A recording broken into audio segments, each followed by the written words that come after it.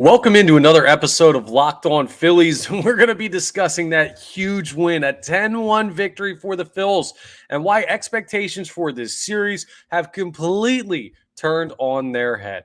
All of that and more on today's episode.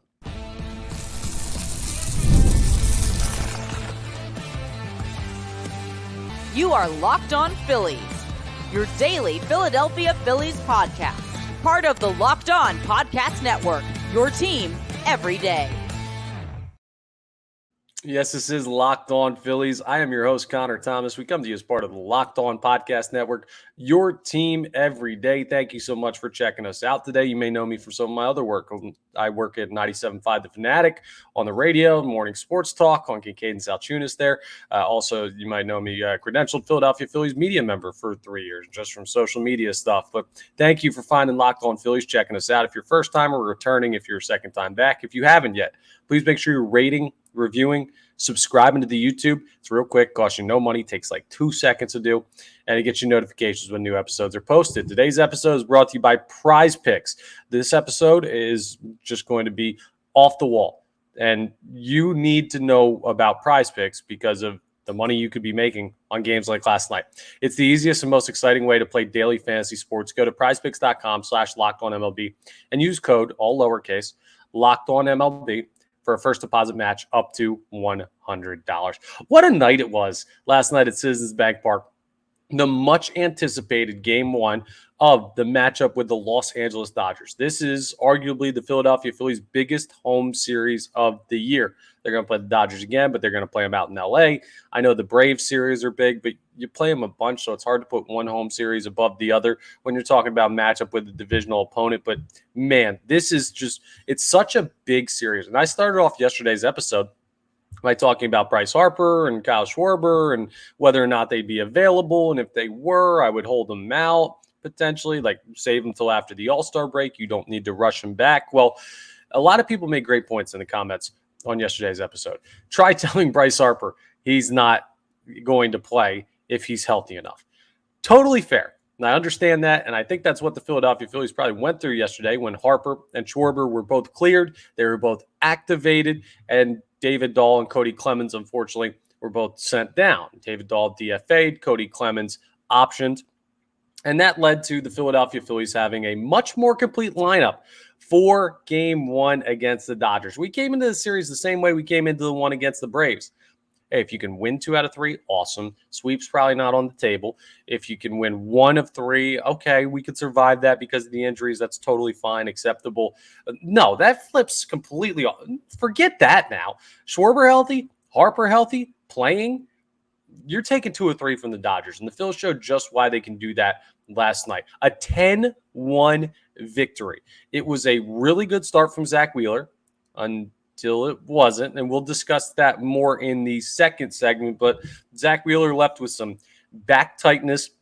He did not have his full start that you'd expect, but by the time he was out of the game, this game was well in hand. He went 5 innings. He allowed 3 hits, only 1 earned, walked 2, struck out 7. So he looked pretty darn good. He did give up a home run, but bottom line is Wheeler, when he was pitching, looked really, really good last night. We'll update you on his potential injury and a couple other guys that were removed from last night's game. But the big story is the offensive production for the Philadelphia Phillies. The funny thing is it wasn't really either Bryce Harper or Kyle Schwarber, but here's what happens, right? When you add Bryce Harper and Kyle Schwarber back to the lineup, it makes other players better. So when you see the bottom 3 players in the lineup last night, Brandon Marsh, Rafael Marchand, and Johan Rojas combined for 7 hits and 7 runs scored, you say, well, that's them, right? That's not Harper. That's not Schwarber. Well, partially you're right. Partially it has everything to do with the Stars being back in the lineup. And I'll tell you why. Because when this top of the order reads like this: Schwarber, Turner, Harper, Bohm, Stott, Castellanos, you get to that 7th, 8th, 9th spot. And you know what the pitcher does?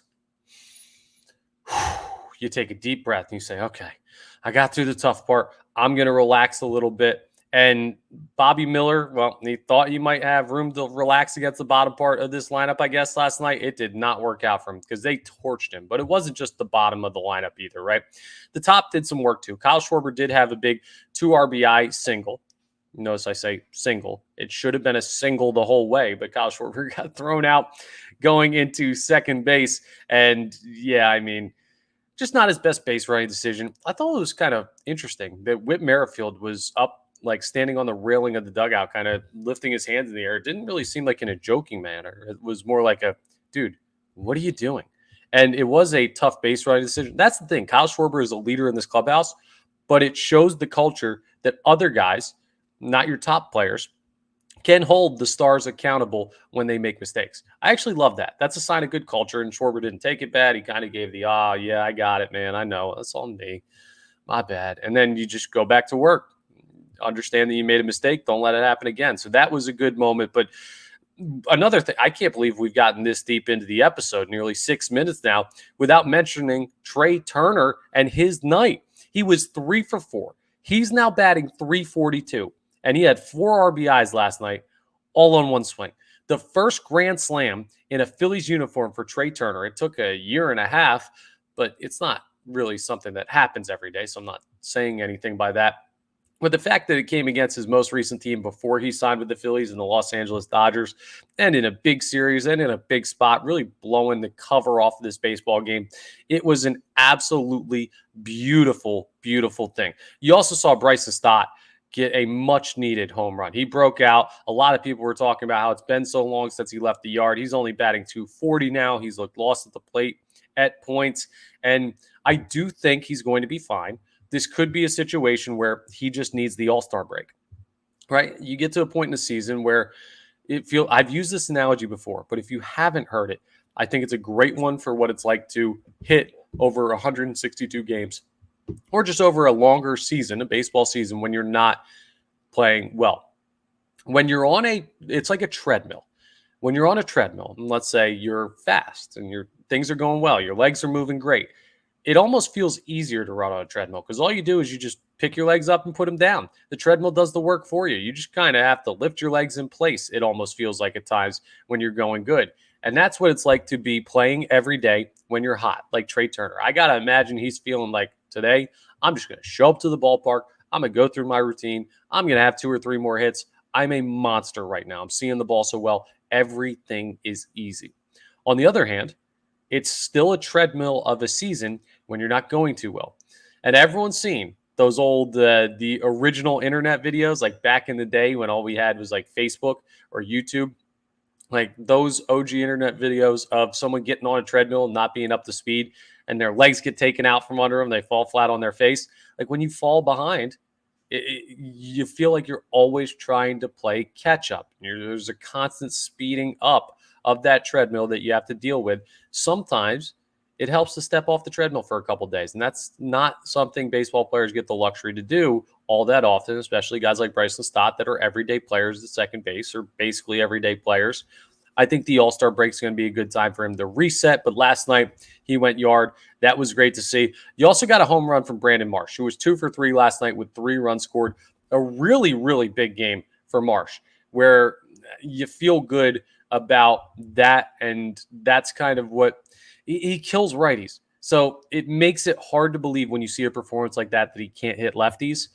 But I don't know. The Phillies continue to seem to believe that he cannot hit lefties consistently enough to be an everyday player in left field. I would have him as an everyday player in left. We'll see what they do now that Schwarber came back, because that knocks David Dahl down to the minors once again, which means your outfield is one shy because Schwarber ain't playing left anymore. I'm not taking the chance of that guy getting hurt. Maybe Marsh gets more opportunity. He definitely looked like he earned it from last night. And one other guy we need to talk about, and you know how much this pains me if you listen to the show and you know how I feel about Garrett Stubbs, but Rafael Marchand is the clearly better hitter at the major league level. He went 3 for 3 last night with an RBI and 2 runs scored. He had himself a really good night at the dish.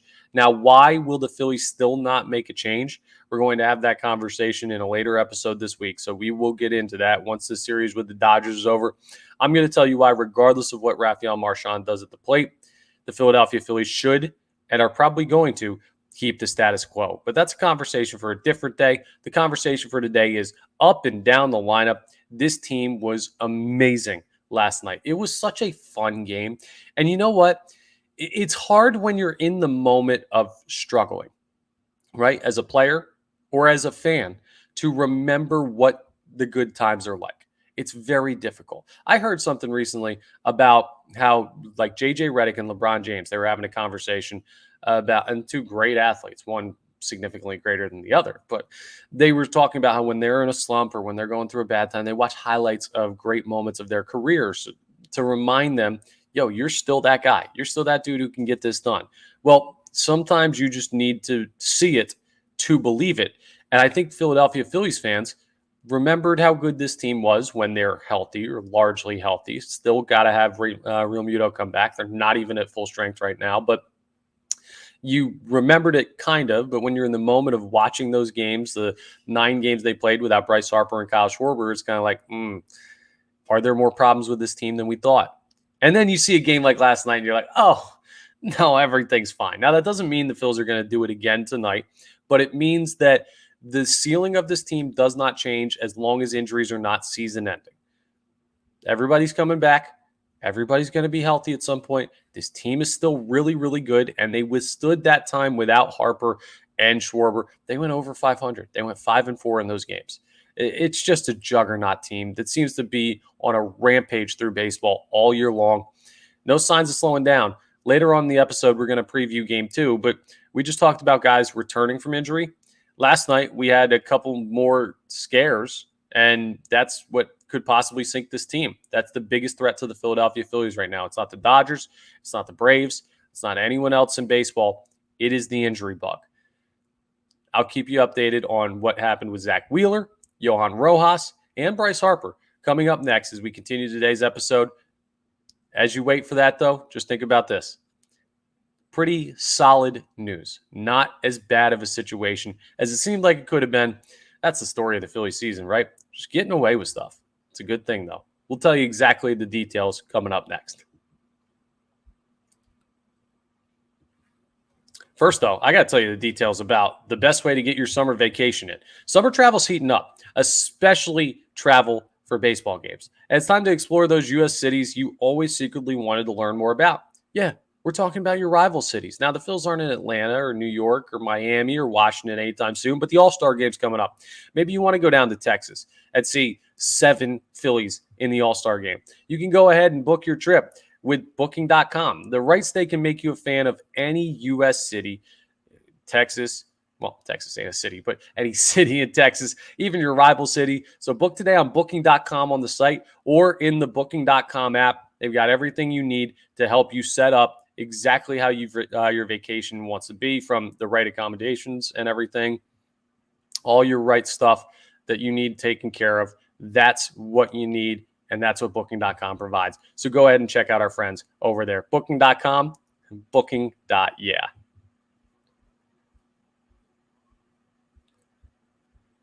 And I love when we have these two advertisers back to back, because if you're going to book a trip, you're going to go somewhere, you're going to catch a game. And that's why you need GameTime for, right? GameTime is an authorized ticket marketplace in Major League Baseball, which makes getting tickets faster and easier.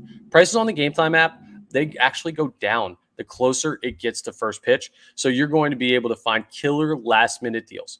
They also show you all-in prices, so you don't get hit with those like late fees that you didn't expect at the end of the checkout process. No, they show you everything up front, so you know what you're getting into. They give you views from your seat, so you know what you're going to look at when you show up to the event. And their lowest price guarantee, get this, if you find a seat in the same row and section for less on a competitive site, they'll give you 110% of the discount, or of the difference.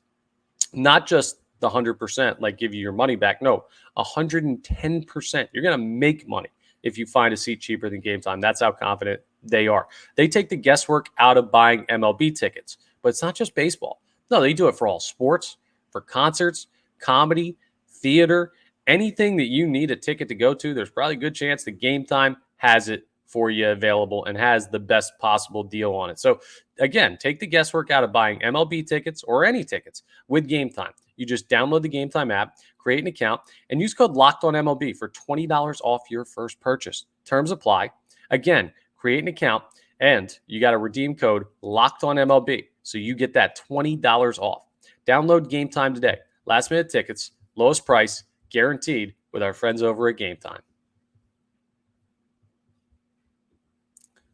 All right, let's give an injury or a couple of injury updates because it wasn't all perfect at Citizens Bank Park last night. Like we already brought up, Zack Wheeler, he went out there for 5 innings and then he was removed from the game. And the thought was, oh, is it because of how hot it is? Was it because of the lead that the Philadelphia Phillies had built? No, it ended up being lower back tightness. And that is not great to hear. Now, for a pitcher, lower back tightness is better to hear than shoulder soreness or elbow soreness or anything to do with the throwing arm. Upper body or extremities on the pitching side is much more worrisome. But as a guy who just went through throwing out my back for the first time as an adult, a back can be a lot of trouble. It can hamper you. So this isn't a minor just brush it off, he's totally fine type of injury. When we got that notification that Zack Wheeler was out of the game due to an actual problem, not just because the Phillies were beating the brakes off of the Dodgers, that should have made Phillies fans nervous. It absolutely did make me nervous. I was fingers crossed, praying for Zack Wheeler, all of that stuff that you need to do to put good thoughts out into the universe. And it's funny, right? You think about the issues that have plagued the Phillies so far this year. The Taijuan Walker injury comes back. Now he's back on the injured list, but the original one, he came back relatively quickly, and Spencer Turnbull was able to step up in his stead. Trey Turner goes down. Edmundo Sosa steps up. Trey Turner, it ended up being more of an injury than we thought, but not season ending, like a month and change that Trey Turner missed from baseball activity. The Harper and Schwarber injury, we thought it could be really serious. It was like a week and a half for those guys. Ranger Suarez got hit in the pitching hand with a line drive. He made his next start. The Phillies have been incredibly lucky with injury issues this year. They've had some, but the ones they've had, they've avoided major ones. They're dodging bullets like they're Neo in the Matrix. Are people old enough to get that reference? Does that make me old? Did I have to ask that? Anyway, you've seen the movie or you've seen the clips. And that's been the Phillies when it comes to the injury bug. Just bobbing and weaving, moving out of the way of each and every one of them. And it seems like they did it again last night. Zack Wheeler, Rob Thompson talked about him after the game, and he said that they removed him as a precaution. They think it was because he sat so long in the 4th inning between a pitching change for the Dodgers and that long inning, a lot of runs scored. His back tightened up on him a little bit. He went out there. They got him through the 5th, so he was capable or eligible to get the win.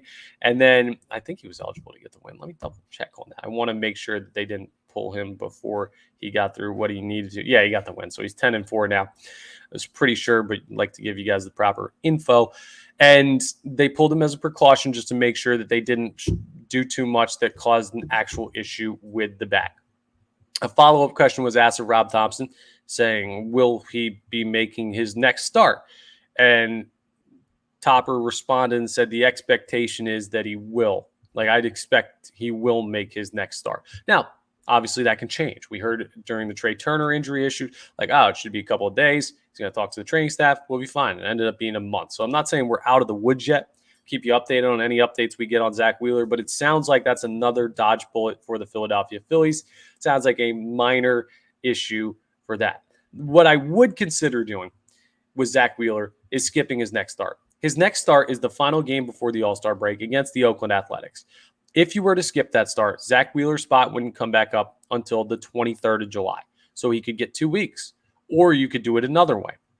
You could skip that start, and then you could start him the first game back from the All-Star break and say, okay, you start off the latter half of our schedule, or it's not really half, but I'll just call it the second half. You know what I mean. He'll start off the second half of our schedule. We'll reset the rotation. And that way we run things like we want to, and it sets him up for some big series down the line. So things to consider. Or you could just start him against the Athletics if he's fine. Same thing we talked about with Schwarber and Harper. If they're good, I'm not going to tell them not to go, but I want the Phillies to be cautious, and I also trust their medical staff. Speaking of Schwarber and Harper, Kyle Schwarber was fine, but Bryce Harper left the game early.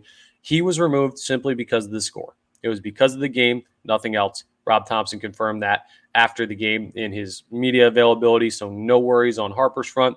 You just, like, if you can get him out of a game, get him out of a game. That's totally fine. You want to protect the guy. it was already in hand. The one other thing, speaking of hand, that was accidental, no pun intended, but Johan Rojas was hit on the hand in a bat in the game. He didn't even need x-rays, so everything seems to be good on that front. If they don't even go for x-rays, he's totally fine. He's just going to have a sore hand for a little bit. He wore like 97, 98 right on the knuckles. That's never fun. It doesn't feel good, but doesn't sound like anything's broken, which again is another relief. The Philadelphia Phillies could really use Johan Rojas' defense out there, and his base running has seemed vastly improved since he came back up from Lehigh in his stint in AAA. So the more healthy players for the Phillies, the better. Even if they're not your best players, you want every player available. And it sounds like you dodged bullets on the injury train last night in that game against the Dodgers. So there's your little update. Hopefully it makes you a little bit less worried if you had not been caught up on what was going on the injury front after just seeing Wheeler get pulled early and Harper get pulled out of the game early and Rojas get smoked. It felt a lot like that game against the Marlins, except you won by a bunch. It still felt like there was something hanging over you until you got further news on Zack Wheeler. But seems to be okay. I'm not going to say all good, but seems to be okay. And again, we'll keep you updated on any more on that. But the series is not over, folks. A 10-1 victory in Game 1 is a beautiful thing to have. I expect the Philadelphia Phillies to win this series, but they're going to have to go out and do work against a team that's still very talented in the Los Angeles Dodgers. And rest assured, the Dodgers are going to be very focused on bouncing back tonight. And I don't think tonight's game is going to end with Kike Hernandez on the mound, even though through a perfect 4-batter stretch, maybe they should start Kike Hernandez. But coming up, we're going to preview Game 2 of the series. I almost said Game 3. Game 2 of the series and what the Philadelphia Phillies need to do to continue the success that they had last night in that blowout effort. We'll talk about that coming up as we wrap up today's episode. First, though, we got to talk about our title sponsor, and that's my friends over at PrizePicks. They're the absolute best. They're America's #1 daily fantasy sports app. They've got over 5 million active members. They're the easiest and most exciting way to play daily fantasy sports. And unlike other apps, on PrizePicks, you don't have to play against other players or any bots or anything. No, you just get stat projections. You pick more or less on the stat projections for those players. You put together a list of, 2 to 4 to 6 of them, however much your heart desires, and you can find a way to win. You can now win up to 100 times your money on PrizePicks with as little as 4 correct picks. Simple math. You can turn $10 into $1,000. And yes, if you saw me peek at the copy, that's because I'm not good at simple math. But PrizePicks even makes that easy. Here's what we're looking at tonight. Trey Turner has been on an absolute heater. Does he stay hot? And you take his over and hits. Great. Christopher Sanchez. You probably watched Zack Wheeler strike out, 7 guys last night? Strike out over for Christopher Sanchez? Certainly possible to pick more on that. I would probably go less considering that the Dodgers are going to be a little more disciplined at the plate after having some trouble against Wheeler last night. And Shohei Ohtani, he wasn't too impactful. Maybe look at him to leave the yard. I hate to say it and give a pick against the Phillies, but he's just been that darn good, man. PrizePicks can help you do all of this. So download the PrizePicks app today. And plus, you can use code LOCKEDONMLB. Sorry, you should use code LOCKEDONMLB because you'll get a first deposit match up to $100. You put in $100, they'll give you another $100 on top of that. That's code LOCKEDONMLB on PrizePicks for a deposit match up to $100. It's $100 free bucks. You'd be dumb not to do it. And you'd be silly not to use PrizePicks. Pick more, pick less. Folks, it's that easy.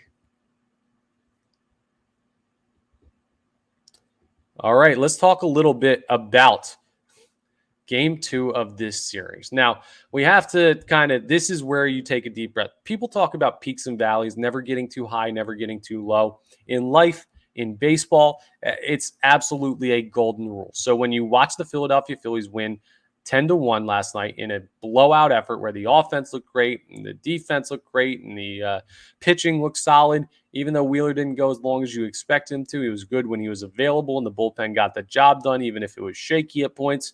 Also, I did put out a tweet about the bullpen has not put their best effort out there tonight or something along the lines of that.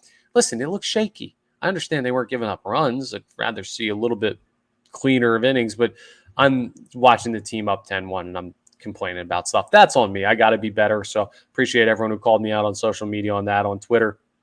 If you'd like to call me out on more dumb tweets of mine, you can follow me at Connor Thomas 975. It's right down there in the corner on YouTube.